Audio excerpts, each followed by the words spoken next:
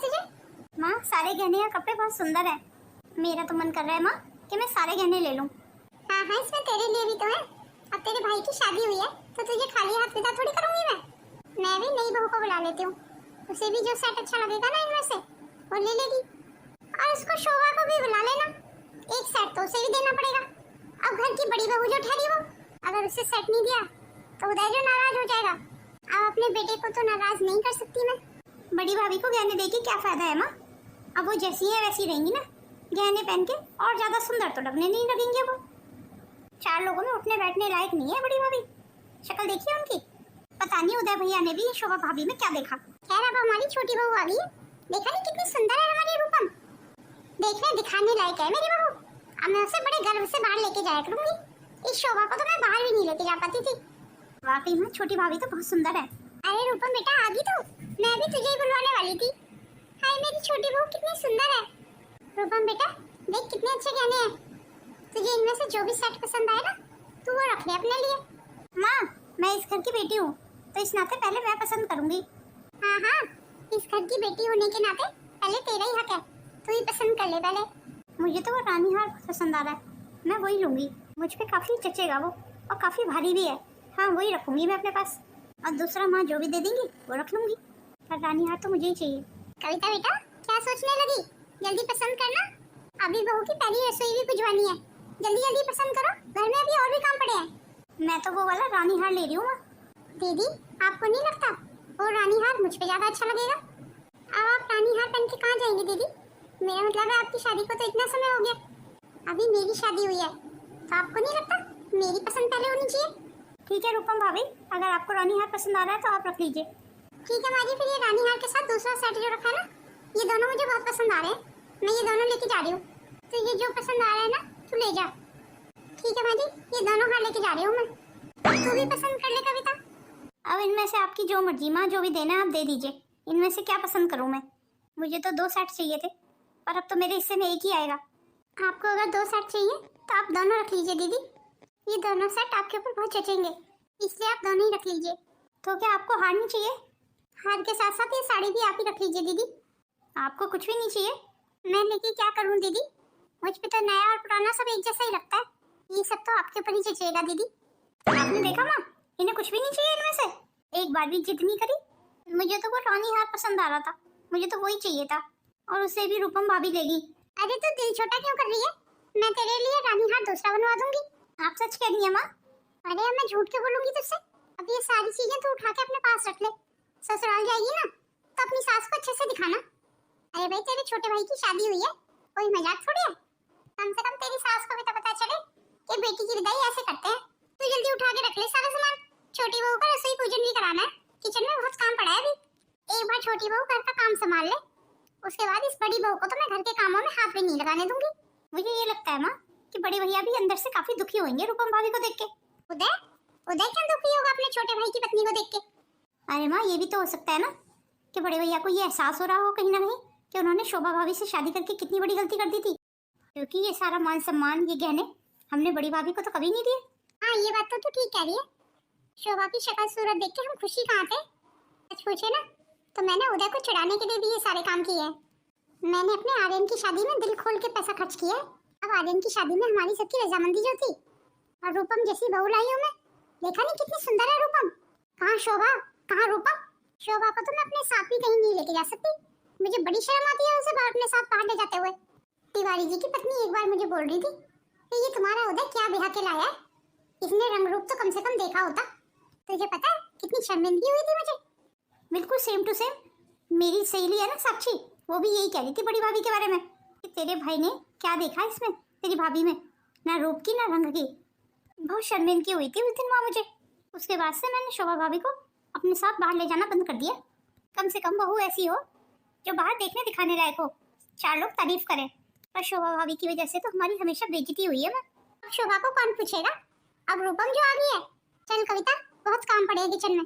अभी 1-2 दिन के बाद बहू हनीमून पे भी जाएगी। फिर पहले ये दोनों हार और साड़ी उठा के रख लेती हूँ अपने पास, तो अपने ससुराल में भी तो दिखाना है ना मुझे।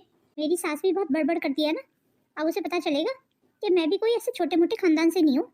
आगे से मुझसे जवान संभाल के बात किया करे वो। ऐसे देवर जी की शादी अच्छे से हो गई, और घर में कितना काम हो जाता है, कितना थक गई मैं काम कर करके। अभी भी कुछ रिश्तेदार तो रह गए हैं घर में, बस उनकी सेवा और आदर में किसी चीज की कमी ना रहे। मेरी तरफ से यही कोशिश रहेगी, सब खुश होके जाएं यहाँ से। नाश्ता वास्ता बना दिया तूने? जी माँ जी, आधा बन गया, बस आधा बनने ही वाला है अभी। जल्दी बना दे, सारे रिश्तेदार जाने को तैयार हो रहे हैं। और हाँ, तू कोशिश करना कि तू किचन में ही रहे। नाश्ता वगैरह कविता लगा के दे देगी सबको। तेरी वजह से वैसे ही हमारी बहुत चढ़ाई हो गई है। सब हमें मुंह पे ही ताने मार के जा रहे हैं कि आखिर उदय ने तुझ में क्या देखा। तुझे तो मैं अपने 4 रिश्तेदारों में खड़ा भी नहीं कर सकती। पीठ पीछे सब हंसते हैं। खैर अब रूपम आ गई है, अब रूपम सब संभाल लेगी। वही मेरे साथ बाहर आया जाया करेगी, कम से कम वो देखने दिखाने लायक तो है। तू तो बस किचन में ही सही लगती है, किचन से बाहर मत निकला कर तू। जी माँ जी, मैं किचन से बाहर नहीं आऊंगी, आप बिल्कुल परेशान मत होइए। फिर अब जल्दी कर ले, जल्दी नाश्ता बता देना जब बन जाए तो। मैं कविता को भेज दूंगी, वो नाश्ता लगा के दे देगी सारे रिश्तेदारों को। भगवान ने मुझे ऐसा रूप रंग दिया है, तो इसमें मेरी क्या गलती है? भाभी, भाभी,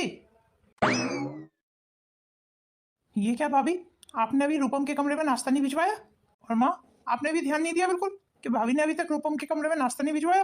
भैया बस मैं अभी लेके ही आ रही हूँ नाश्ता, आप अपने कमरे में जाइए। और हाँ, मेरा लंच भी पैक करके दे देना फटाफट, आज मुझे ऑफिस जाना है। तुझे ऑफिस जाना है आज? पर क्यों? माँ, ऑफिस में कुछ जरूरी काम है, इसीलिए जाना है। पर आज तो तुझे हनीमून जाने की तैयारी करनी थी ना। माँ, कल जाना है ना हनीमून पे, मैं आज शाम को ऑफिस से आके तैयारी कर लूंगा। आज ऑफिस जाना बहुत जरूरी है। भाभी जल्दी लंच बना के दे दो मेरा। और आप सबसे मैं रिक्वेस्ट करना चाहता हूँ कि रूपम को तीनों टाइम खाने पीने की तकलीफ ना हो मेरे पीछे।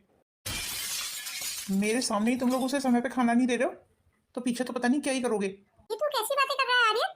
भला हम तेरी पत्नी को खाना क्यों नहीं देंगे? ऐसे अभी रूपम इतनी देर से नाश्ते का इंतजार कर रही है, अभी तक कहाँ पहुंचा उसके कमरे में नाश्ता? आखिरकार मुझे बोलने आना पड़ा ना। अरे बेटा, थोड़ा देर सवेर तो हो ही जाता है, अब शादी वाला घर था, इतना काम हो जाता है।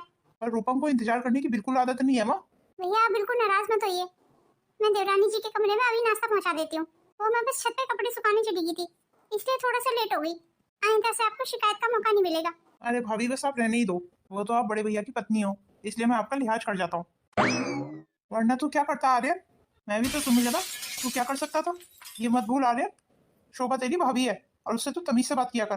तो मैंने इनकी कौन सी बेइज्जती कर दी भैया? बेइज्जती नहीं तो और क्या है आर्यन? शोभा जैसी भी है वो मेरी पत्नी है, तो अपनी पत्नी को बोल दीजिए भैया कि मेरी पत्नी का ध्यान रखे। अरे अरे, आप दोनों भाई ऐसे आपस में लड़ क्यों रहे हो? उसकी वजह भी आप ही हैं भाभी, कहीं ना कहीं। आप तो मेरे सामने ही बताया करो भाभी, मुझे आपकी शक्ल देख के घिन आती है, इसीलिए तो मैं आपको कहीं अपने साथ लेके नहीं जाती हैं। अब तो 4 लोगों में उठने बैठने लायक ही नहीं हो भाभी। कोई बात नहीं है देवर जी, अब मैं जैसी हूँ वैसी रहूंगी। अब भगवान ने जैसा मुझे रूप रंग दिया है, अब रूप रंग तो मैं बदल नहीं सकती ना अपना। पर कम से कम काम तो ढंग के कर लिया करो। और वैसे भी रूपम तेरी पत्नी है, तो अपना ध्यान खुद रखे ना। मेरी पत्नी तेरी पत्नी का ध्यान क्यों रखेगी? जब तुझे मेरे पत्नी के चेहरे से घिन आ रही है, तो वो तेरी पत्नी को खाना ही क्यों बना के दे? और तू भी उससे किस हक से फिर लंच मांग रहा है? आज के बाद शोभा ना किसी के लिए खाना बनाएगी इस घर में, और ना तुझे कभी लंच बना के देगी। अरे अरे, ये तुम क्या कर रहे हो? मैं कह दिया ना शोभा, तुम किसी के लिए खाना नहीं बनाओगी। तुम्हारे चेहरे से इन सबको घिन आती है। मेरी माँ को तो समाज वाले इतने ताने मारते हैं तुम्हारे रूप रंग को लेके, मेरी माँ ने तो बाहर आना जाना ही छोड़ दिया है। क्यों माँ, सही कह रहा हूँ ना? देखिए सुनिए, आप बात को ज्यादा मत बढ़ाइए। बात तो बढ़ चुकी है, मैं तुम्हारा और अपमान अब नहीं देख सकता। हाँ हाँ ठीक है, हम अपना काम खुद कर लेंगे। वैसे भी मेरी छोटी बहू सब संभाल लेगी अब। तो संभलवा लीजिए ना अपनी छोटी बहू से। वैसे भी मेरी छोटी बहू सब संभाल लेगी अब। तो संभलवा लीजिए ना अपनी छोटी बहू से। तो फिर तेरा, मेरी पत्नी इस घर में किसी का कोई काम नहीं करेगी। आपने हमेशा शोभा को रूप रंग को लेके ताने मारे माँ, शोभा के गुण कभी किसी ने नहीं देखे? तुम्हारी कितनी सेवा करती है माँ शोभा, शादी से लेके आज तक आपके एक आवाज पे उठ जाती है माँ शोभा। आपके आगे तो आगे, आपके पीछे भी आपके लोगों की इतनी इज्जत करती है, आप लोगों के सारे काम करती है, और आप लोग उससे 2 प्यार के मीठे बोल भी नहीं बोल सकते, उल्टा हर समय उसकी बेइज्जती करते हैं। सच हमेशा ऐसे ही कड़वा लग जाता है। मैं लेट हो रहा हूँ माँ, मैं ऑफिस जा रहा हूँ, अब आप ही मेरा लंच बना लाइए। मैं अभी आपका लंच ला रही हूँ देवर जी। रहने दीजिए भाभी, मुझे आपके हाथ के लंच की कोई जरूरत नहीं है। अभी मेरी माँ और मेरी पत्नी जिंदा है। तू चिंता मत कर आर्यन, मैं लेके आ रही हूँ तेरा लंच। कितना थक गई मैं हनीमून से आके। अच्छा, आपने मेरी ड्रेस के बारे में कुछ बोला नहीं? कैसी लग रही हूँ मैं? ये जीन्स और टॉप कैसी लग रही है मुझ पे? अरे ये भी कोई पूछने की बात है? तुम सबसे सुंदर हो, मैंने तुमसे ज्यादा खूबसूरत लड़की कोई देखी ही नहीं आज तक। पूरे हनीमून पे तुमसे ज्यादा सुंदर कोई लड़की दिखाई नहीं दी मुझे। जितने भी लोग हमें मिले ना रास्ते में, मेरी पत्नी सबसे ज्यादा सुंदर थी। और तुमने देखा नहीं, वहाँ पे जो अंकल आंटी थे वो मेरे साथ सेल्फी लेने के लिए कितना उत्सुक हो रहे थे। बार बार बस यूं ही बोले जा रहे थे कि आपके साथ सेल्फी लेनी है। उन्होंने भी तो सोचा होगा इतनी सुंदर लड़की है, चलो इसके साथ हमारी एक सेल्फी हो जाए। अच्छा अपनी माँ को चाय के लिए तो बोल दो जरा। हाँ ठीक है, मैं अभी बोल देता हूँ। अरे रूपल बेटा, तुम दोनों का हनीमून कैसा रहा? जी माँ जी बहुत बढ़िया रहा। शादी से लेके अब तक सारे काम बहुत अच्छे से हो गए। अब रूपल बेटा मैं ये चाहती हूँ तू अपनी घर गृहस्थी पे थोड़ा ध्यान दे। ससुराल में हर लड़की को घर के काम तो करने ही पड़ते हैं। अब तुझे पता है शोभा को तो हम सब बिल्कुल पसंद नहीं करते। अब जब पसंद ही नहीं करते तो उसके हाथ का खाना पीना भी नहीं खाते। अब तू आ गई है ना, अब अपनी किचन संभाल ले। माँ जी मैं किचन देख बहू मुझसे इतना होता नहीं है। अब तू मुझे इस घर के काम से मुक्ति दे दे। माँ एक कप चाय मिल सकती है क्या? ठीक है आर्यन, मैं अभी चाय बना के लाती हूँ। ये तुम्हारी माँ क्या कह रही थी अभी मुझसे? क्यों, माँ से कोई गलती हो गई क्या? उन्होंने क्या मुझे काम वाली बाई समझा हुआ है जो आते ही मुझे काम बता दिए? देखो आर्यन, ये घर के काम करने ना मेरे बस की बात नहीं है। अपनी माँ को बोलना कोई नौकर रख लेंगी घर में, अगर काम कराने का बहुत से इतना ही शौक है तो। पर मुझे नहीं लगता माँ कोई नौकर रखेंगी, क्योंकि बचपन से हमने माँ को ही काम करते हुए देखा है। माँ को नौकर के किए हुए काम बिल्कुल पसंद नहीं आते। ये सब मैं नहीं जानती, तुम्हें बात तो करनी पड़ेगी। चलो खैर, तुम गुस्सा मत करो, तुम्हारे लिए तो मेरी जान भी हाजिर है। माँ को अच्छे से समझा दूंगा ना मैं कि रूपम को काम करना नहीं आता, तो माँ समझ जाएंगी। और अगर ज्यादा किसी ने तुम्हारे साथ खटपट की ना, तो हम दोनों ये शहर ही छोड़ देंगे। मेरे बिजनेस की एक ब्रांच मुंबई में भी है, क्यों ना हम मुंबई शिफ्ट हो जाए। हाँ ये तो बहुत अच्छा रहेगा। चलो ठीक है, मैं जरा पापा से मिल के आता हूँ। इन दिनों पापा की तबीयत थोड़ी खराब चल रही है। अगर संदीप की ऑफिस की एक ब्रांच मुंबई में है तो ये तो और भी अच्छी बात है, हम मुंबई शिफ्ट कर जाएंगे। और मेरा बचपन का प्यार प्रेम वो भी तो मुंबई में रहता है। क्या पता हमारा सहयोग मिल जाए और मुझे प्रेम दिखाई दे जाए मुंबई में कहीं। प्रेम कितना स्मार्ट है ना, और अब तो और भी ज्यादा स्मार्ट हो गया होगा वो। लड़कियां उसकी एक झलक पाने के लिए दीवानी रहती थी, जिनमें से एक मैं भी थी। अभी मुझे अपना ये सूटकेस भी तो खाली करना है। मुझे लगता है खुद ही खाली करना पड़ेगा। अब ये मायका तो है नहीं कि कोई मेरी मदद करा देगा। इतनी देर से मैंने चाय के लिए बोला हुआ है, कोई चाय नहीं लेके आया मेरे लिए। लगता है खुद ही बना के पीनी पड़ेगी मुझे। ये क्रॉकरी का सेट यहाँ किसने रखा? वो मैंने निकाला है ये अभी। आपने निकाला है? पर क्यों? शायद आप भूल गए भाभी, ये मेरी शादी में मिला है मुझे। तो आपकी हिम्मत भी कैसे हुई इसे छूने की? आइंदा से मेरी चीजों को छूने की हिम्मत भी मत कीजिए भाभी। और इस क्रॉकरी के सेट में तो मैं तुम्हारे लिए चाय लेके आ रही थी। पर अगर तुम बोलती हो कि मैं इसे ना छूऊं तो नहीं छूती। मैंने सोचा तुम हनीमून से आई हो तो चलो तुम्हें चाय बना के दे दूं। एक मिनट रुकिए भाभी, भाभी आप दे दीजिए मुझे चाय बना के। मैं भी बहुत थक गई हूँ, अभी तो मैं किचन नहीं संभाल पाऊंगी। तुम अपने कमरे में चलो, मैं वहीं लेके आती हूँ। धन्यवाद भाभी मेरे लिए चाय बनाने के लिए। तू इस समय किचन में? जी माँ जी। वो माँ कहाँ हो आप? ये तो कविता की आवाज है। कविता आई है क्या? इससे पहले कि माँ जी लौट के आए मैं फटाफट रूपल को चाय डाल के दे आती हूँ। रूपम ये लो मैं तुम्हारे लिए चाय ले आई हूँ। धन्यवाद भाभी। अच्छा तो ये रूपम के लिए चाय बना रही थी उस समय किचन में। मुझे पता है ये क्या करने की कोशिश कर रही है। ये धीरे धीरे मेरे परिवार को तोड़ने की कोशिश कर रही है, मुझसे अलग करने की कोशिश कर रही है। ये एक एक करके मेरे घर के सारे सदस्यों को अपनी तरफ कर रही है। इसे क्या लग रहा है ये मेरे हाथों से बच जाएगी? ये सारे काम वही कर रही है जो मुझे नापसंद है। ठीक है रूपम मैं चलती हूँ। ये भाभी अब इतनी बुरी भी नहीं है जितना मैं सोच रही थी। माँ जी तो बहुत बुराइयां कर रही थी भाभी की मुझसे। इतनी पागल तो मैं भी नहीं हूँ ना कि इंसान को देख के समझूं ना। कुछ कुछ तो समझ आ रहा है मुझे कि कौन सही है और कौन गलत है। चलो फिर वक्त आने पे मैं अपना पक्ष भी रखूंगी। तेरे ससुराल वालों ने तो हद ही कर दी। अब मैं तुझे बिल्कुल नहीं भेजूंगी तेरे ससुराल। अब तेरी सास सारे काम तेरे से ही करवाएगी। उसकी छोटी बहू भी तो है, उससे करवाए। तेरी सास को क्या लगता है कि वो तेरे से दिन रात काम करवाएगी और मैं ये बर्दाश्त कर लूंगी? अब तो ये मामला कोर्ट कचहरी जाएगा। आज तो आपके दामाद ने सबके सामने मुझसे ऊंची आवाज में बात की। माँ पता है माँ आपको मुझे कितना बुरा लगा। अब मैं इससे ज्यादा बर्दाश्त नहीं कर सकती माँ, इसीलिए मैं यहाँ आ गई। तूने बिल्कुल ठीक किया जो तू यहाँ आ गई। पिछले 6 महीने से बर्दाश्त कर रही हूँ मैं अपने ससुराल वालों को, पर अब नहीं। अब मैं तुझे तेरी ससुराल भेजूंगी नहीं तो बर्दाश्त करने की बात कहाँ से आई? अब तू यहीं रह।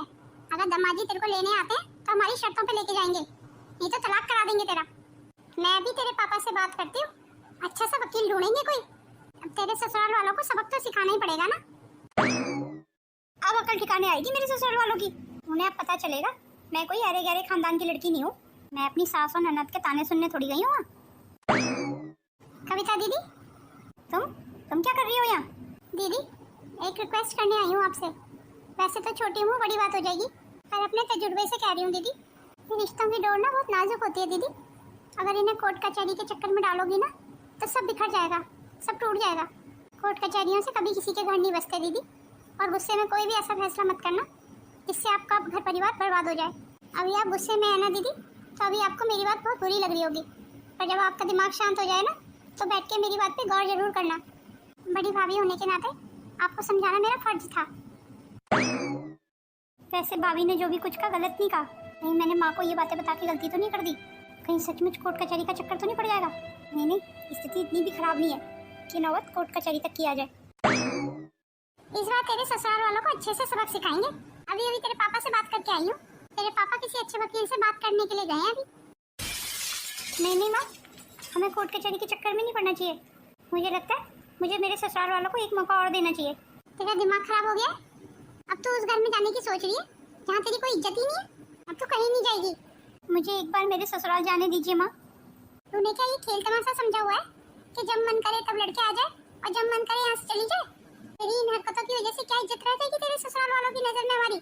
माँ मैं आपके हाथ जोड़ती हूँ, मुझे बस एक बार अभिषेक से बात करनी है। कह दिया ना, कोई जरूरत नहीं है अब बात करने की दमाजी से। मैंने तो गुस्से में 2-4 बात लगा के बोल दी थी माँ से। मुझे क्या पता था कि मैटर इतना सीरियस हो जाएगा कि नौबत कोर्ट कचहरी तक आ जाएगी। नहीं नहीं, मुझे कुछ करना होगा। बड़ी भाभी से कुछ मदद मांगूं क्या? हाँ, बड़ी भाभी के कमरे में जाती हूँ, शायद वही मुझे कोई रास्ता दिखाए। भाभी, मुझे आपसे जरूरी बात करनी है। जी कहिए कविता दीदी। भाभी, माँ तो अड़ गई है अब। वो तो कोर्ट कचहरी का चक्कर करा के रहेंगी है मेरी ससुराल के खिलाफ, और मैं ये बिल्कुल नहीं चाहती हूँ। मेरा घर बचा लीजिए भाभी, मुझे बताइए मुझे क्या करना चाहिए। अगर आपको सच में ऐसा लगता है कि आपकी ज्यादा गलती थी तो आप अपने ससुराल वालों से माफी मांग लीजिए। ये क्या कह रही हैं आप? मैं किसी से माफी मांगने वाली नहीं हूँ। अब आप देख लीजिए दीदी, या तो माफी मांग के अब सिर उठा के अपने ससुराल में रहिए, या फिर सिर झुकाए जीवन भर मायके में। अब फैसला आपके ऊपर है दीदी। आप जिया जी को फोन कीजिए और उनके साथ ससुराल चली जाइए अपने। आप देखना सब कुछ ठीक हो जाएगा। कहीं और सब कुछ बिगड़ गया तो? इतना नहीं बिगड़ेगा, इतना कोर्ट कचहरी में जाने से बिगड़ जाएगा। शायद आप ठीक कह रही हैं भाभी। ठीक है, तो मैं अभिषेक से बात करती हूँ, या एक काम करती हूँ, मैं उनके ऑफिस ही चली जाती हूँ। हाँ ये भी ठीक रहेगा। भाभी, अगर माँ मेरे बारे में पूछेंगी कि मैं कहाँ हूँ? वो सब आप मुझ पे छोड़ दीजिए दीदी, मैं सब संभाल लूंगी। ठीक है भाभी, तो मैं अभी अभिषेक से मिल के आती हूँ। भगवान करे सब कुछ ठीक रहे। भाभी, मुझे आपसे जरूरी बात करनी है। देवर जी आपको मुझसे क्या जरूरी बात करनी है? भाभी, कल मेरे ऑफिस से ना मेरे बॉस वगैरह आ रहे हैं घर पे, तो आप अच्छा सा खाना वगैरह बना देंगी उनके लिए? मेरा मतलब है खाना तो मैं बाहर से भी मंगवा सकता था, पर मेरे बॉस को उनके परिवार को आपके हाथ का ही खाना खाना है, तो क्या आप खाना बना देंगी भाभी? ये भी कोई कहने की बात है देवर जी, बिल्कुल बना दूंगी। आपको तो पता है ना रूपम को खाना वगैरह बनाना नहीं आता। एक बार मेरे बॉस मुझसे खुश हो गए ना तो मुझे जल्दी प्रमोशन मिल जाएगा। अगर ऐसी बात है ना देवर जी, तो ये प्रमोशन तो आपको ही मिलेगा। आपका बहुत बहुत धन्यवाद भाभी। पिछली सारी बातों के लिए मैं आपसे माफी मांगता हूँ। मेरी दादी बिल्कुल सही कहा करती थी, हर रिश्ते को समय देना चाहिए, एक समय के बाद सब धीरे धीरे ठीक होने लगता है। भाभी, मैं आ गई। क्या बात हुई दीदी आपकी जिया जी से? आपको पता है भाभी, अभिषेक से मेरी बात हुई है। अभिषेक कल मुझे लेने आएंगे, और उन्होंने अपने फ़ोन से अपने घर वालों से भी मेरे से बात करा दी। मेरे ससुराल वाले इतने अच्छे हैं ना भाभी, मेरे कुछ कहे बिना उन्होंने मुझे माफ़ कर दिया। और शायद कल सब यहाँ आके मुझे ले भी जाएं। देखा दीदी, आपकी एक पहल से सब ठीक हो गया ना। आपने मुझे नहीं समझाया होता ना भाभी, तो मेरा घर तो बिखर ही गया होता। अगर माँ की बातों में आ जाती ना भाभी, तो सब कुछ खत्म हो जाता। माँ भी अपनी जगह गलत नहीं है दीदी, उनका माँ का दिल है ना, तो वो माँ की तरह सोचती हैं। आपको इतना प्यार जो करती है, भला इतनी प्यार करने वाली माँ अपनी बेटी को दुखी कैसे देखे? इस मामले में कुछ गलतियाँ आपकी भी रही दीदी। अपने ससुराल वालों की 2 बातों को लगा के आपने 10 बातें करके यहाँ बताया, इसीलिए तो माँ जी को गुस्सा आया। पर आप बिल्कुल चिंता मत कीजिए, सब ठीक हो जाएगा। धन्यवाद भाभी, आपने मुझे मेरी गलती का एहसास कराया। भाभी, भाभी, भाभी कहाँ हैं आप? अरे आर्यन, क्या हुआ? तू शोभा को क्यों बुला रहा है? मुझे भाभी से ही काम है। माँ बताइए ना भाभी कहाँ है? क्या बात है देवर जी, बड़े खुश नजर आ रहे हैं। ओ भाभी, मैं आज इतना खुश हूँ ना कि मैं क्या बताऊँ आपको। पता है भाभी, मेरा प्रमोशन हो गया। अब जब मुझे तनख्वाह बढ़ के मिलेगी ना, तो मैं आपके लिए अच्छी सी साड़ी खरीद के लाऊंगा। ये तो बहुत खुशी की बात है देवर जी, मुबारक हो। मेरे बॉस जब घर आए थे, आपने इतनी अच्छी खातिरदारी करी उनकी, वो बहुत खुश होकर गए थे यहाँ से, और अगले दिन ही उन्होंने मेरा प्रमोशन कर दिया। नहीं देवर जी, इसमें मेरा कोई हाथ नहीं है, ये आपकी मेहनत का फल है। अब ऑफिस में आप इतनी मेहनत जो करते हैं, अब ये खुशखबरी रूपम को भी दे दीजिए। जी ठीक है भाभी। तू क्या करने की कोशिश कर रही है? मैं सब समझती हूँ। आज मेरा बेटा ऑफिस से आके मुझे नहीं तुझे पुकार रहा था। तू क्या इस घर में मेरी जगह लेने की कोशिश कर रही है? पर इस बात का ध्यान रखना, इस घर में जो मेरी जगह है ना, उसे कोई नहीं छीन सकता। ये आप कैसी बातें कर रही हैं माँ जी? मैं वाला आपकी जगह क्यों छीनने लगी? छीनना तो दूर, मैं तो ऐसा सोच भी नहीं सकती माँ जी। अब अपनी बकवास बंद कर, मेरा मुंह मत खुलवा ज्यादा। चल हट यहाँ से, मुझे काम करने दे। रूपम को बोला था एक पट्टी डाला ना छत पे, पर उसने तो साफ मना कर दिया। कहने लगी छत पे धूप है, मैं धूप में नहीं जाऊंगी, शायद उसकी स्किन खराब हो जाएगी धूप में जाने से। माँ जी लाइए, ये कपड़े मैं सुखा आती हूँ। आप इतनी भारी बाल्टी लेके छत पे मत जाइए, आप कहीं सीढ़ियों से गिर फिर गई तो। मैंने तो तुझसे तेरी मदद नहीं मांगी, तू चली जा मेरी आंखों के सामने से। माँ जी मान जाइए, आप इतनी भारी बाल्टी लेके छत पे मत जाइए। मैंने कहा ना तुझसे, तू मेरे रास्ते में मत आ, मैं अपना काम खुद कर लूंगी। तुझे क्या लगता है मैं ये बाल्टी लेके छत पे नहीं चढ़ पाऊंगी? माँ जी मुझे आपकी फिक्र है, मैं इसीलिए कह रही हूँ कि बाल्टी मुझे दे दीजिए।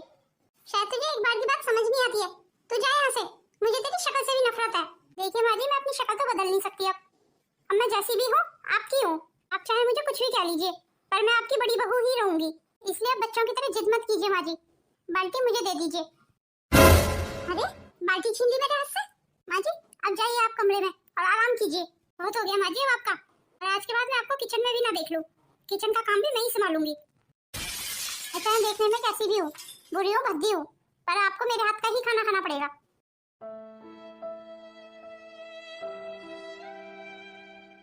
गैस का सिलेंडर मैंने नीचे से ऑन कर दिया, इसे बहुत खाना बनाने का शौक है ना। अब जैसे गैस चूल्हे आ जाएगी।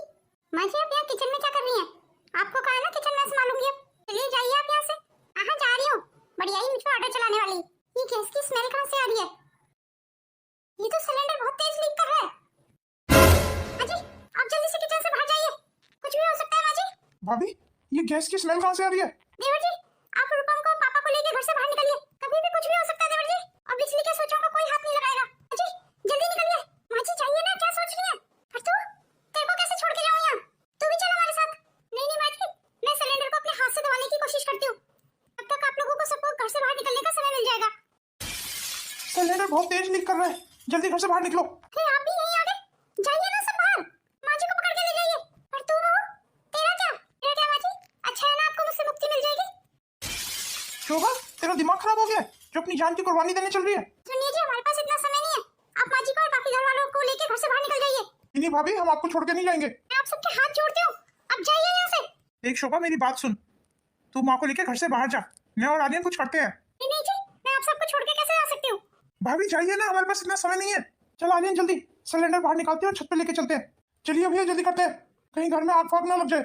माँ जी आप बाहर जाइए, मैं भी इनकी मदद कराती हूँ। तू मेरी इतनी फिक्र क्यों कर रही है? मुझे मरने देना। ये आप कैसी बातें कर रही हैं माँ जी? अगर इस घर में कोई मरेगा ना, वो मैं मरूंगी। तुम दोनों गई नहीं अभी? अरे जा रहे हैं हम, गुस्सा क्यों कर रहे हैं? चल बहू मेरे साथ घर से बाहर चल, मैं तुझे कुछ नहीं होने दूंगी।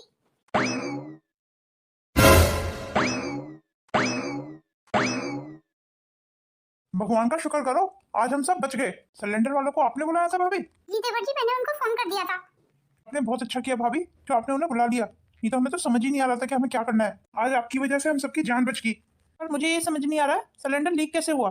किचन में तो मैंने माँ को ही देखा था, गलती से मुझसे ही सिलेंडर खुला रह गया, इसीलिए वो लीक करने लगा। अब 2 दिन से खाना मैं ही तो बना रही हूँ, सारी गलती मेरी है, किसी की कोई गलती नहीं है।